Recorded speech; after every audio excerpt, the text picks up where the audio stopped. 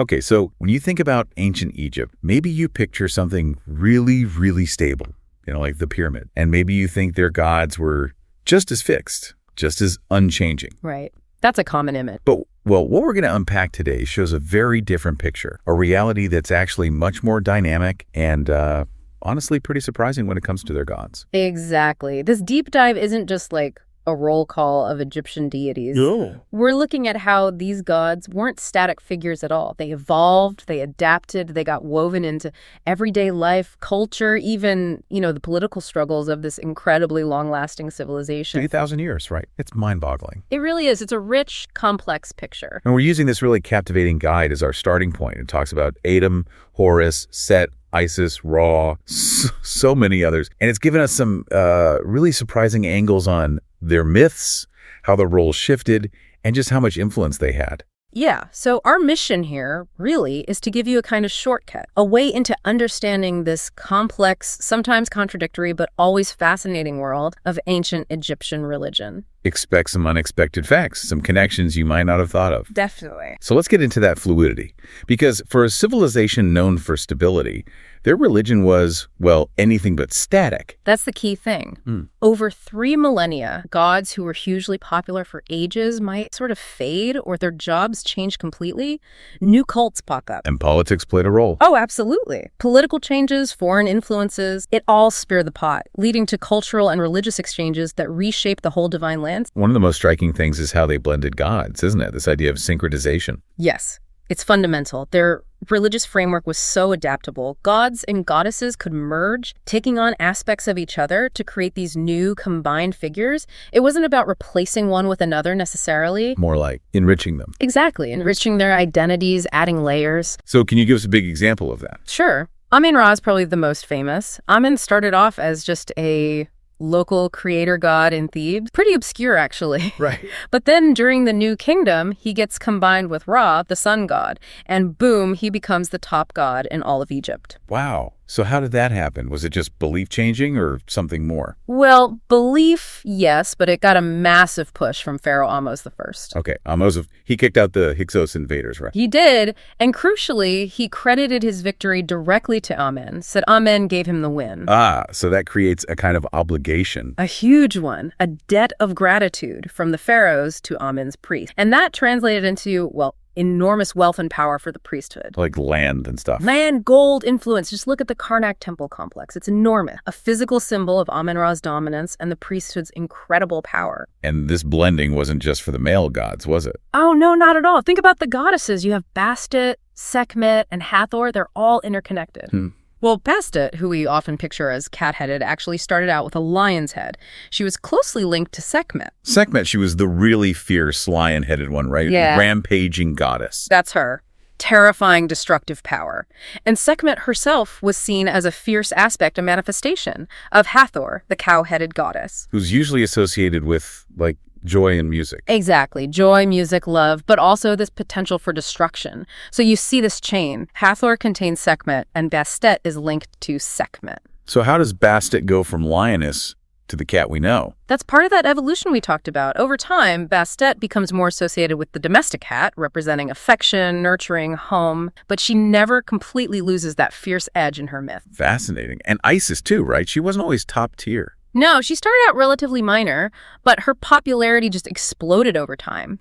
Eventually, she became so important, she was often merged or conflated with Hathor. To the point where she's shown wearing Hathor's crown. Yep, the cow horn crown with the sun disk. Okay. It's a clear visual sign of that blending. It almost sounds like sometimes gods were, custom designed for a purpose. Was there ever a god actually created for political reasons? You basically hit the nail on the head there. Serapis. Serapis. Doesn't sound very Egyptian. Exactly. He was essentially commissioned, purpose-built by Ptolemy of Ephesus. The Greek ruler who took over after Alexander the Great. That's the one. He wanted a god that could bridge the gap between Greek and Egyptian beliefs, sort of unite his subjects and legitimize his rule. Clever. So who is Serapis a mix of? He was a blend of the Egyptian gods Osiris and the sacred Apis bull Osiris, but given very Greek features and characteristics. Did it work? Did the Egyptians accept him? Interestingly, he became way more popular outside Egypt, especially in the Roman Empire. inside Egypt, he never quite displaced the traditional gods in the same way. So it's not just individual gods blending, but even their families could change. Oh, absolutely. Divine families were incredibly fluid. It really depended on where you were and what time period we're talking about. Give me an example. Okay. Khnum, the ram-headed god who shaped people on his potter's wheel. Right. Well, in some places, his wife was Satis. In others, she was Menhit. Sometimes even Neith. It just varied by location. Wow. And Khonsu, the moon god, I heard his parentage was all over the place. Totally. In Thebes, the big religious center, he's the son of Amen and Mut. Makes sense, right? The Theban triad. Yeah. But you go up north, maybe Memphis, and suddenly he's the son of Ta and Sekhmet. What? Yeah.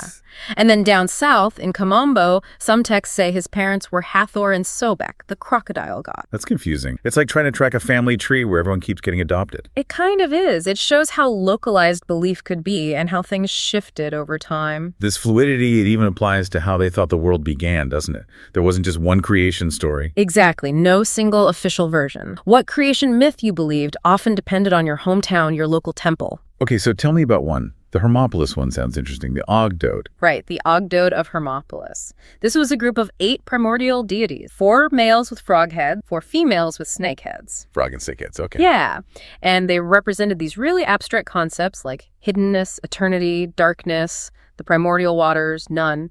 And together, they sort of coalesced and brought the first bit of land, the primeval mound, out of the watery chaos. They created a world. They initiated creation, yes. But even in Hermopolis, there were different versions of what happened next.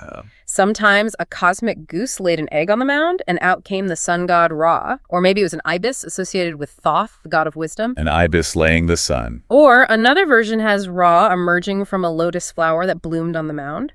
Or even a scarab beetle pushing the sun out, or weeping tears that became humanity. Lots of variations. Okay, so that's Hermopolis. What about Thebes with Amun-Ra? Well, in the Theban version, Amun himself was sort of self-created. He hatched uncreated from a cosmic egg that appeared on that primeval mound in Thebes. Then he went on to create everything else. Putting their main god right at the beginning. Naturally. And then you have places like Elephantine and Esna, which were cult centers for Khnum, the potter god. Right, the ram-headed guy. In those places, he was considered the creator of the universe. He physically molded human beings on his potter's wheel, fashioned their bodies and their ka, their life force, and then breathed life into them. A very hands-on approach. Very tangible. And then there's Neith. She's fascinating, a really ancient goddess. What was her story? She was seen as a creator deity too, but described with a non-binary gender, sometimes called mother and father of all things. Really? That's quite modern sounding. It is striking, and her creation method. She supposedly brought the world into being just by speaking 7 magical words. Pure creative power. Wow. The diversity is incredible. It really underscores how imaginative and varied their thinking was about the biggest question. And this brings us right to that link between the gods and power. Politics, pharaohs. It was all deeply connected, wasn't it? Inextricably. Egyptian religion wasn't separate from the state. It was the state in many ways. The pharaoh himself was believed to be divine. The son of a god. Exactly. Usually Horus the Younger in the early days representing the living king.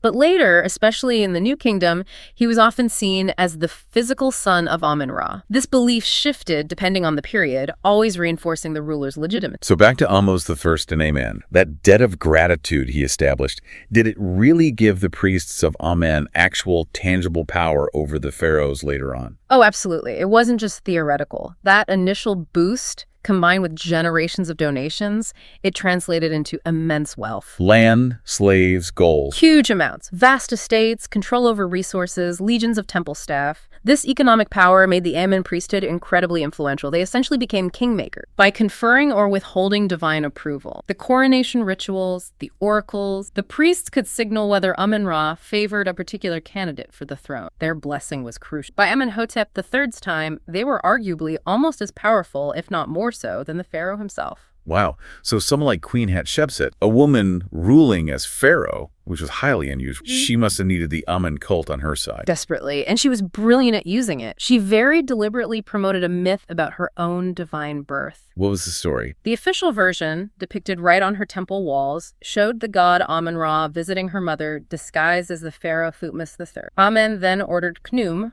the potter god, and Heket, the frog goddess of childbirth, to fashion Hatshepsut's body and her ka on the potter's wheel. So literally declaring herself the daughter of the chief god. Precisely. It was a masterstroke of propaganda, using religion to legitimize her unique position. Even foreign conquerors got in on this act, didn't they? Alexander the Great. Yep. When Alexander conquered Egypt, one of the first things he did was travel to the Siwa oasis to consult the oracle of Amen. He then spread the story that the oracle had recognized him as the son of Amen. Merging Amen with Zeus, right? Ammon Zeus. Exactly. A Greek-Egyptian syncretism to make his rule acceptable to the Egyptians. He understood the power of that divine connection. But not every pharaoh played nice with the religious establishment. Amenhotep IV, Akhenaten, he went completely the other way. He certainly did.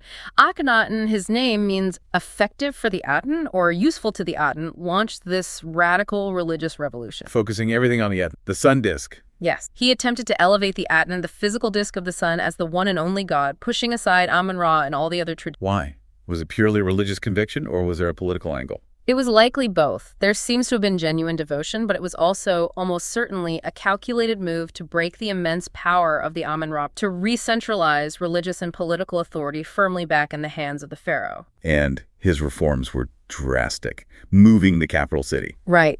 He abandoned Thebes and Memphis and built a whole new capital city out in the desert called Akhenaten, Horizon of the Aten. And the temples were different, too. Completely. Temples dedicated to the Aten were open air, no roofs, so the sun's rays, the Aten's presence, could flood in directly. And the way Aten was depicted was new as well, not like a human or animal figure. No anthropomorphism. The Aten was shown purely as the sun disk, with rays extending downwards, ending in little hands. Sometimes these hands offer Ankhs, the symbol of life, to Akhenaten and his family. It emphasized the Aten as the source of all life, reaching out to the world. He seems personally very invested. That hymn to the sun is attributed, isn't it? Yes, the great hymn to the Aten. It's a beautiful piece of literature expressing profound devotion. It praises the Aten as the sole creator, the sustainer of all life for all peoples and creatures. Scholars often compare its tone and themes to Psalm 104 in the Bible. So this massive upheaval, how did the average Egyptian take it? Did Atenism catch on? Not really, no. It seems to have remained largely an elite royal court phenomenon. The general population was deeply attached to their traditional gods, Osiris, Isis, Hathor, best gods who were part of their daily lives, festival, and crucially, their understanding of the afterlife. So losing those gods was a big deal. A huge deal. They resented it.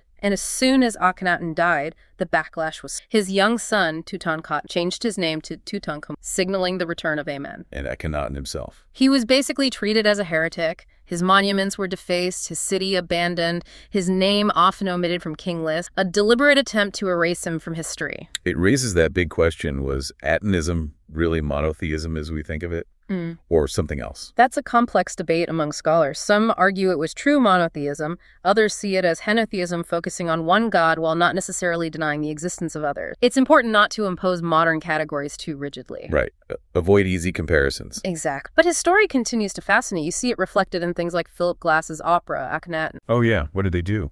They used the Gandini juggling troupe in the performance, and their intricate patterns were meant to symbolize themes in the music and the story order, chaos, the cosmic dance, a very creative interpretation. Okay, so from the world of the living pharaohs and priests, let's turn to the journey afterlife. Death, the afterlife, judgment. These were huge concerns for the Egyptians. Absolutely central. Their whole worldview was shaped by it. And the underworld, the Tuat, it wasn't just a final stop. Not like a heaven or hell, exactly. Not in the way we might think. It was more of a realm of passage, of transformation, a place where cosmic rebirth happened. For humans, but also for the sun god. Yes, especially for the sun god Ra, or Amun-Ra.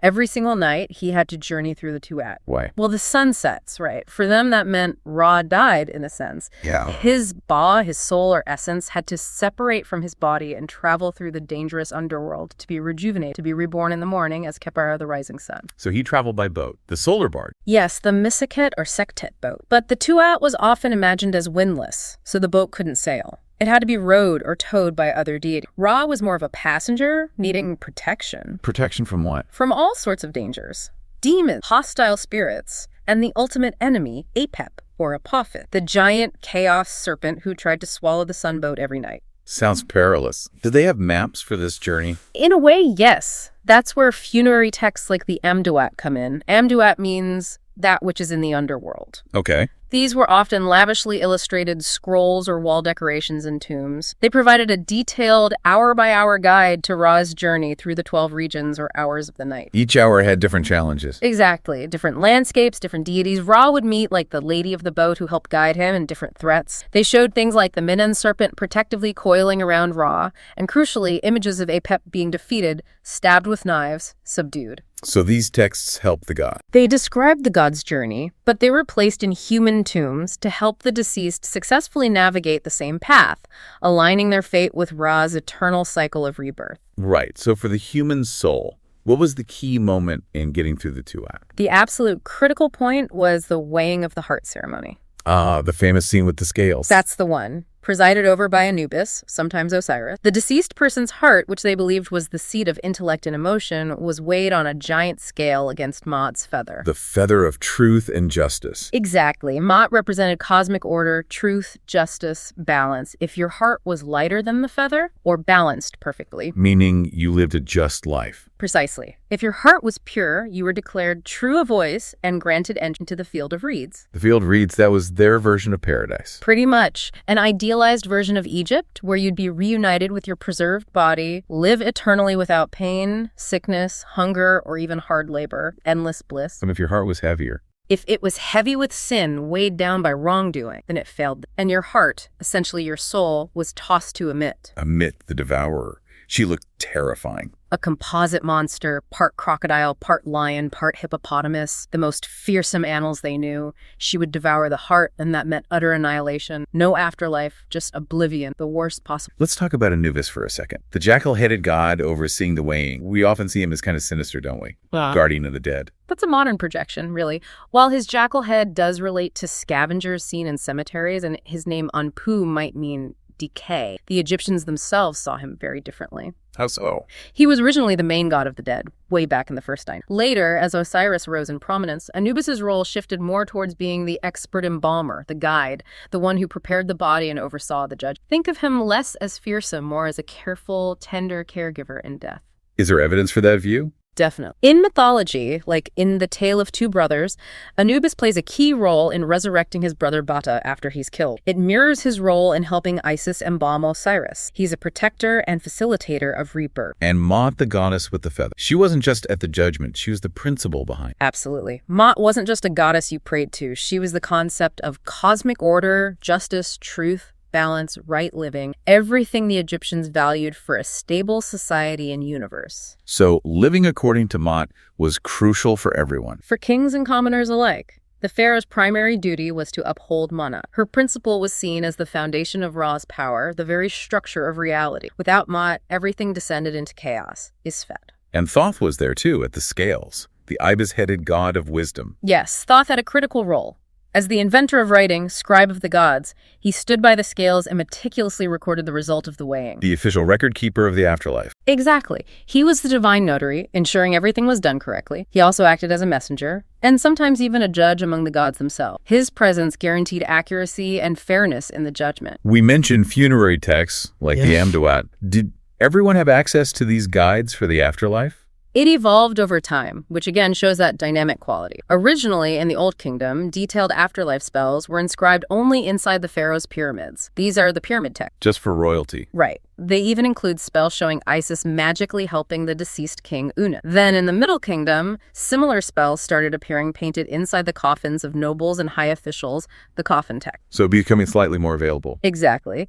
And then by the New Kingdom, you get the Book of the Dead. Most famous one. Right. These weren't really books in our sense, but scrolls of papyrus, often mass-produced with spaces left blank for the deceased's name. Anyone with enough money could buy one. So it democratized access to afterlife knowledge. To an extent, yes. The Book of the Dead was essentially a personalized guidebook filled with spells, hymns, prayers designed to help the deceased navigate the dangers of the Tuat, overcome obstacles, and crucially, past the weighing of the heart. It included the negative confession, where you declare all the bad things you have. Like a checklist for the judges. Pretty much. And there were other important rituals and texts, too, like the Book of the Opening of the Mouth. What was that about?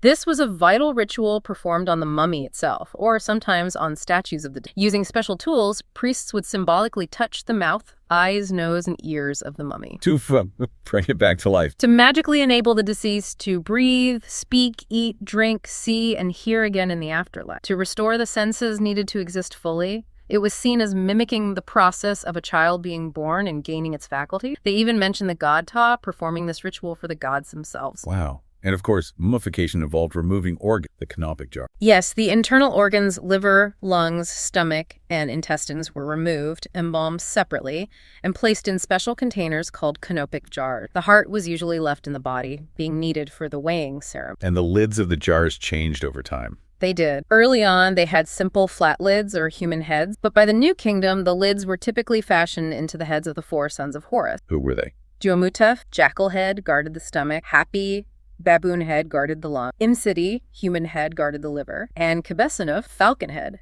guarded the intestine. So each son protected a specific organ. Yes, and these four gods were also linked to the four cardinal directions and were sometimes seen as the pillars holding up the sky. So preserving the organs connected the individual's body to the cosmic order. At the very center of so much of this afterlife belief is Osiris. Absolutely. One of the most important, most beloved gods. He was credited with bringing civilization, agriculture, laws, and the foundations of Egyptian life. But his main story is about his death and resurrection, isn't it? It is. The core myth tells how his jealous brother, Set, murdered him and chopped his body into pieces, scattering them across Egypt. Gruesome. Very. But his devoted wife, Isis, sometimes with help from her sister Nephthys, painstakingly searched for and gathered all the... And put it back together. Yes, she reassembled his body and used her magic to revive him. But there was one piece missing his penis, which had been eaten by a fish in the Nile. Oh. Because he wasn't fully whole, he couldn't fully return to the land of the living. Instead, he became the ruler of the Tuat, the lord and judge of the dead. So his incompleteness made him king of the afterlife. Exactly. And this story resonated deeply. It connected directly to the Nile's annual flood and the agricultural cycle. How so? Osiris became inextricably linked with the death and rebirth of grain crops. The receding flood waters that allowed crops to grow were seen metaphorically as Osiris's resurrection. There are texts talking about the flood being the sweat of Osiris's hands or the tears that Isis shed, searching for him. So he died and came back like the crop. Precisely. They even had rituals where they'd make little mud figures of Osiris, stuff them with grain seeds, water them, and watch the grain sprout from his body. A potent symbol of regeneration. Where was his main cult center? Abydos, in Upper Egypt. It was considered his burial place, a major pilgrimage site. They had huge annual festivals there involving dramatic processions with his sacred boat, the Neshmet, and even ritual mock battles between the followers of Horus, Osiris' son, and Set. His story's dying, being resurrected, his connection to grain and life, it sounds familiar. Have scholars drawn parallels with other religions? Yes. There's been considerable scholarly discussion, particularly regarding potential influences or parallels with Christianity. The themes of a dying and rising God, resurrection, and even the symbolic consumption of the god's essence through grain, like communion bread, are points of comparison. Is there consensus on a direct link? No, it's heavily debated. Some argue for influence, others see independent development or common archetypes. It's crucial to be careful about drawing direct lines, but the thematic resonances are certainly there and worth thinking about. Okay, let's shift back to some specific deities and their diverse roles. Isis, for instance. We mentioned her rise from obscurity. Her influence went way beyond Egypt, didn't it? Massively. Her cult spread throughout the Greco-Roman world. She became one of the most popular deities in the Roman Empire. How did the Greeks and Romans see her? Did they change her? They syncretized her, blended her with their own goddesses, like Demeter, goddess of grain, linking back to Osiris, and Persephone, queen of the underworld. Her worship often took the form of a mystery cult. Mystery cult, like secret initiations. Exact. Followers underwent rituals involving purification, fasting, symbolic journeys through darkness, culminating in a powerful experience of rebirth and salvation, becoming devotees of Isis. Apuleius' novel, The Golden Ass, gives a fascinating, albeit fictional, account of initiation into her mystery. So it became quite personal and devotional. Very much so. And she also had public festivals. In Rome, the Navigium Isidis, ship of Isis, was a major festival in the spring, marking the opening of the sailing season, invoking her protection. And amazingly, she still has a presence today. She does. She appears in art, literature, Mozart's The Magic Flute, for example. And she's a significant figure in modern pagan and Wiccan traditions. Her story, the devoted wife, the powerful mother, the magician, the mourner, it remains incredibly relatable. What about Hathor? We touched on her fierce side, Sekhmet, but she was much more than that. Oh, absolutely. She was hugely popular. patron of love, beauty, music, dance, joy, motherhood, and drunkenness. Drunkenness. Yes. Major festivals in her honor involve consuming vast quantities of beer and wine. This might relate back to the myth where Ra stopped Sekhmet's rampage by getting her drunk on beer dyed red like blood, maybe celebrating averting disaster. A goddess of partying. In a way, and she had specialized forms too, like the 7 Hathors. What do they do? They were thought to appear at the birth of a child to decree their fate, like fairy godmothers, but they also offered protection throughout life. Let's talk about Thoth again. God of wisdom, scribe at the judgment. What else was in his portfolio? So much. Beyond the afterlife, he was credited with inventing writing itself hieroglyphs and also creating laws. He was the master of knowledge, science, mathematics. He regulated the calendar, the seasons, kept the universe running smoothly through his wisdom. A real intellectual powerhouse. Totally. And like Isis, his influence spread. The Greeks identified him with their messenger god, Hermes. Right. This fusion led to the figure of Hermes Trismegistus, thrice great Hermes. Thrice great. Yeah, he became this legendary figure, credited with writing a vast body of mystical and philosophical texts known as the Corpus Hermeticum. And that influenced later thought. Hugely. Hermeticism influenced alchemy, astrology, Neoplatonism, and later esoteric movements like the Rosicrucians, the Hermetic Order of the Golden Dawn, even figures like Aleister Crowley. Thoth's legacy as a source of hidden wisdom is incredibly long-lasting. Now, usually gods are gods, and people are people. But sometimes a human could become a god. Imhotep. That's a fascinating and rare case. Imhotep wasn't royal. He lived way back in the Old Kingdom, around 2650 BCE. He was the vizier, the chief minister to Pharaoh Djoser. He designed the step pyramid at Saqqara. He's traditionally credited as the architect, yes. A genius architect, physician, scribe, a real polymath. So how did he become a god? It happened gradually, long after his death. Centuries later, maybe starting in the New Kingdom and really taking off much later, people started venerating him. First as a hero, then as a demigod, and eventually as a full god of wisdom, medicine, and architecture. Were there legends about him? Oh, yes. Legends grew about his wisdom and healing powers. Stories like him magically creating a son for a childless couple. It shows this growing reverence over time. Eventually, the Greeks identified him with their own god of healing, Asclepius. Amazing. Okay, back to the more traditional gods. Set, Osiris's brother and murderer. He sounds like just the bad guy. It's much more complicated than that. Set is one of the oldest gods in the pantheon, and he's deeply ambivalent. He embodies forces that are dangerous, but maybe necessary. Like what? Chaos, violence, storms, deserts, foreign lands, things that are uncontrolled,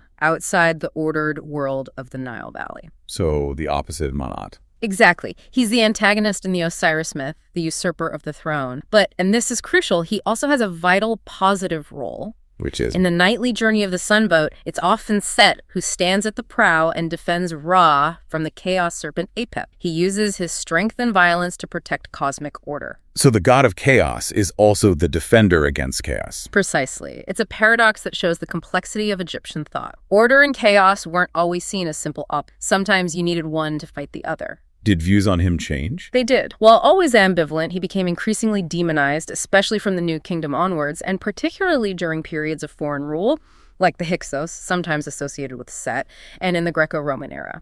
His protective aspects were downplayed and his negative ones emphasized. Let's touch on Geb, the earth god. Yes. Geb is the earth, usually depicted lying down, with his consort Nut, the sky goddess, arched over him, separated by Shu, the air god, a literal embodiment of the physical cosmos. Just the passive earth. Not always. In some myths, he plays a more active role. Sometimes he's portrayed almost like a pseudo-historical king, the ruler of Egypt before Osiris, but depicted as rather ruthless and jealous, unlike the gentle Osiris. And he was involved in creation myths too. Yes. Remember the cosmic goose? In some versions, Geb was that goose, the great cackler, who laid the primordial egg containing the sun or the world. A goose god. Okay. No. Lastly, Sobek, the crocodile god. Sobek, closely associated with the Nile, particularly the Fayum region, which was a marshy, crocodile-filled oasis. He represented the power, fertility, and also the danger of the river. Did they worship actual crocodiles? In some of his temples, yes. They kept sacred crocodiles in pools, pampered them, adorned them with jewels, and when they died, they were carefully mummified, just like humans or other sacred animals. Wow. I heard something about baby crocodiles. Yeah, this is quite intriguing. Archaeologists have found mummified adult crocodiles with mummified baby crocodiles placed in their mouth. Why? The meaning isn't totally clear, but some speculate it might emphasize a protective, nurturing aspect of Sobek, despite his fearsome appearance, like a mother crocodile carrying her young. That's unexpected. And he shared a temple with Horus at Kamambo. He did. The temple at Tamambo is unique because it's a double temple, dedicated equally to Sobek and Horus the Elder. Isn't that weird, given Horus's feud with Set, and Set sometimes taking crocodile form? It is dissonant, isn't it?